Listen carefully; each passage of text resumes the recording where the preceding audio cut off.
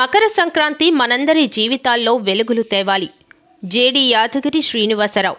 సూర్యుడు మకర రాశిలోనికి ప్రవేశించే శుభతరుణంలో వస్తున్న మకర సంక్రాంతి మనందరి జీవితాల్లో వెలుగులు నింపాలని GVMC additional commissioner Yadagiri Srinivasarao ఆకాంక్షించారు. గురువారం విజేఎఫ్ ప్రెస్ క్లబ్లో ప్రజాపిత బ్రహ్మకుమారి మెడిటేషన్ సేవా కేంద్రాల ఆధ్వర్యంలో జరిగిన సంక్రాంతి వేడుకల్లో ఆయన ముఖ్య అతిథిగా హాజరయ్యారు. ఆయన మాట్లాడుతూ ఆధ్యాత్మిక సంస్థ బ్రహ్మకుమారీస్ నిర్వహించే కార్యక్రమాల్లో తాను పాల్గొనడం తన అదృష్టంగా భావిస్తానన్నారు. ఓం శాంతి సంస్థ సంకల్పం చాలా గొప్పది అని, దీన్ని అనుసరించేవారు తప్పకుండా జీవితంలో సుఖశాంతులు పొందుతారన్నారు. దేవుడు ఇచ్చిన జన్మ సార్థకం చేసుకోవాలంటే మన మనసులను ప్రశాంతంగా ఉంచుకోవాలన్నారు. మన సృష్టికర్త బ్రహ్మ మనలను సృష్టించినప్పుడే మన మధ్య బంధాలు అనుబంధాలు కల్పిస్తాడన్నారు. బ్రహ్మకుమారీస్ ప్రతినిధి కె రామేశ్వరి అక్కయ్య మాట్లాడుతూ ఆంధ్రుల అందాల పండుగ సంక్రాంతి అని, మన సంస్కృతి సాంప్రదాయాలు ఆచారాలు సంప్రదాయాలను మన తరువాతి తరాలకు అందించడానికి పండుగలు చాలా ఉపయోగపడతాయన్నారు. ఈ 3 రోజుల పండుగలో కర్మ భోగాన్ని దగ్ధం చేయడమే భోగి పండుగ అన్నారు. మకర సంక్రాంతి రోజున పితృదేవతలను పూజించి వారిని సంతృప్తి పరచడమే ముఖ్యమన్నారు. కనుమ రోజు పాడి పశువులను పూజించడం వ్యవసాయంలో వాటి ప్రాధాన్యతను తెలుపుతుందన్నారు. ధనుర్మాసంలో హరినామ స్మరణ కోసం హరిదాసులు వస్తారన్నారు. సింహాచలం దేవస్థానం ధర్మకర్తల మండలి సభ్యుడు గంట్ల శ్రీనుబాబు మాట్లాడుతూ ఈ నూతన సంవత్సరంలో జర్నలిస్టులకు మంచి జరగాలని భగవంతుని ప్రార్థిస్తానన్నారు. ఈ సంక్రాంతికి జ్ఞానసూర్యుడు ప్రకాశించి మనలను బంగారు భవిష్యత్తులోకి తీసుకువెళ్లాలని ఆకాంక్షించారు. ప్రతి సంవత్సరం బ్రహ్మకుమారీస్ ఆధ్వర్యంలో అన్ని పండుగల మాదిరిగానే సంక్రాంతి సంబరాలు కూడా జరుపుకోవడం సంతోషకరమన్నారు. ప్రతి సంవత్సరం రాజస్థాన్లోని మౌంట్ అబూకి జర్నలిస్టులను తీసుకువెళ్లి ఆత్మజ్ఞానాన్ని ప్రబోధించడం ఆనందకరమన్నారు. బ్రహ్మకుమారీస్ ప్రతినిధులు సత్యవతి అక్కయ్య, మురళి అన్నయ్య, పావని అక్కయ్య, విధి విలాసం పత్రిక సంపాదకులు చింతా ప్రభాకర్ రావు తదితరులు పాల్గొన్నారు. గొప్ప మనిషి ఏ సంస్థలో అయితే తన కెరీర్ని ఒక పీడీగా ప్రారంభించి జాయింట్ డైరెక్టర్గా ఎదగడం అంటే అసాధారణం. నిరంతరం కూడా కష్టపడుతూ ఎక్కడ కూడా గర్వం లేకుండా ముందుకు సాగే వ్యక్తి యాదగిరి శ్రీనివాస్ గారు. 10 నిమిషాల ముందే అన్నయ్య ప్రోగ్రామ్కి వెళ్ళి కనిపించి వెళ్ళిపోదాం అక్కయ్య గారు అంటే ఖచ్చితంగా ఆశీస్సులకి వెళ్దామని చెప్పి డ్రైవర్ స్టాఫ్ రాకపోయినా తను డ్రైవ్ చేసుకొని వచ్చారు. అది అతని నిబద్ధత. శ్రీనివాస్ గారికి మరి మా సోదరులందరికీ కూడా సంక్రాంతి పర్వదిన శుభాకాంక్షలు తెలియజేసుకుంటూ, సంక్రాంతి అంటేనే సర్వం శుభకరం, తెలుగునాట అతి పెద్ద పండగ.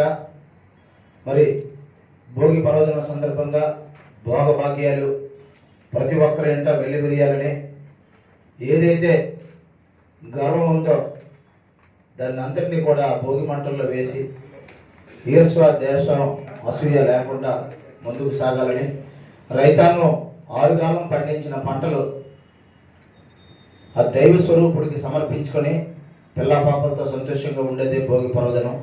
సంక్రాంతి ఈ ఏడాది సంక్రాంతి సూర్యుడు మకర రాశిలోకి ప్రవేశించే అద్భుతమైన సమయం. అటువంటి సంక్రాంతి పర్వదినం రోజు మనం అందరం కూడా పెద్దగా స్మరించుకుంటాం.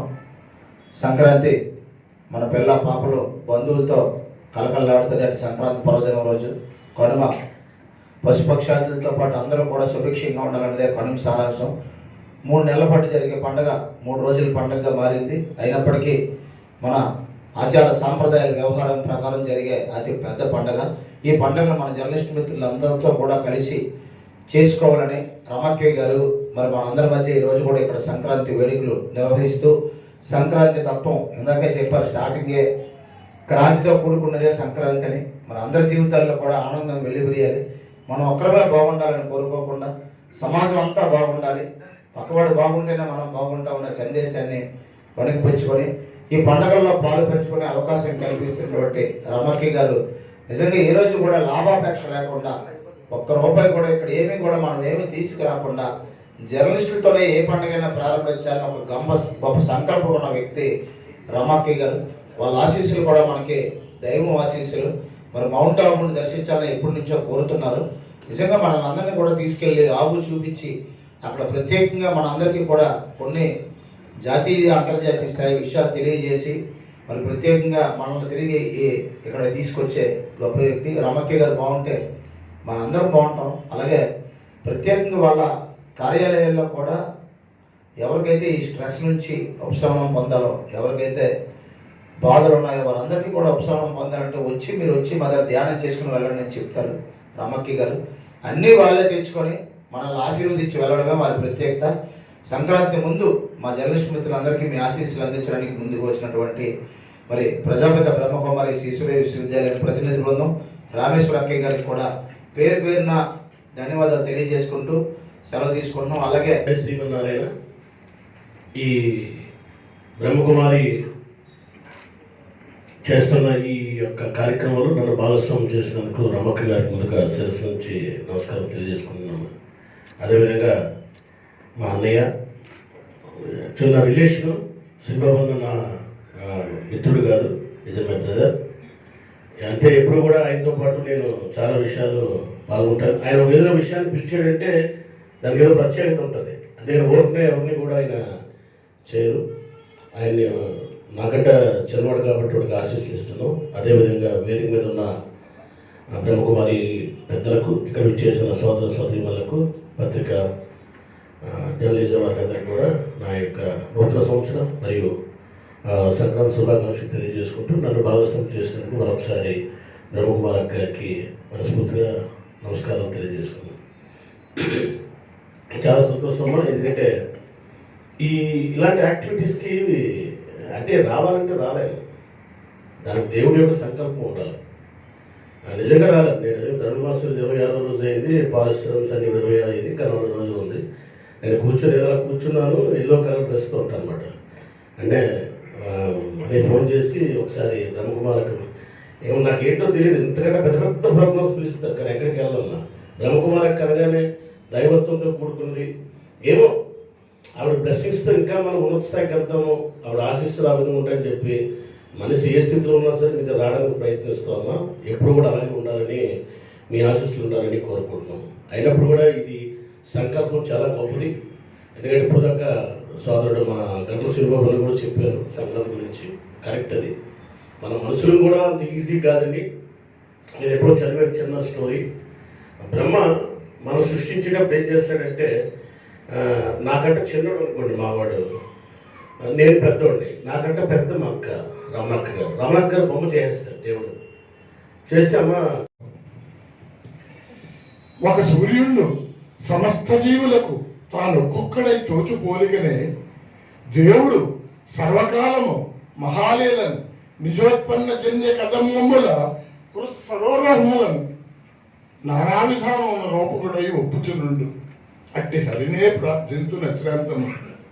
ఒక సూర్యుడు సమస్త జీవులకు తాను ఒక్కొక్కడై తోచు పోలికనే దేవుడు సర్వకాలము మహాలీలను నిజోత్పన్న జన్య కదమ్ముల వృక్షరోరహములను నానా విధానముల రూపకుడై ఒప్పుచునుండు అట్టి హరినే ప్రార్థించు నశ్రాంతము అని చెబుతూ భగవంతుడు ప్రతి ఒక్క హృదయంలోనూ నిరంతరం అలా వెలుగుతుంటాడు.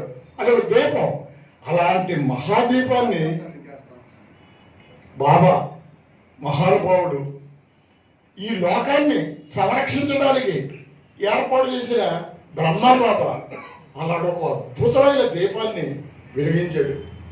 అది పల్లెటూళ్ళలో కాదు, పట్టణాల్లో కాదు, రాష్ట్రాల్లో కాదు, దేశాల్లో కాదు, అలాగే యావత్ ప్రపంచమే కాదు, యావత్ విశ్వం అంతా కూడా ఆవిర్భవించే స్థితిలో ఇంత చక్కగా ఇప్పుడు ఇవాళ ఉదయం నుంచి జరిగే కార్యక్రమంలో ఏ కార్యక్రమం అయితే ఉందో ఇది ఒక్కొక్క జర్నలిస్ట్ అంటే కొన్ని వందల మందికి ప్రత్యేక. అలా కూడా 10 మంది ఉంటే 10,000 మందికి ప్రత్యేకంగా ఉన్న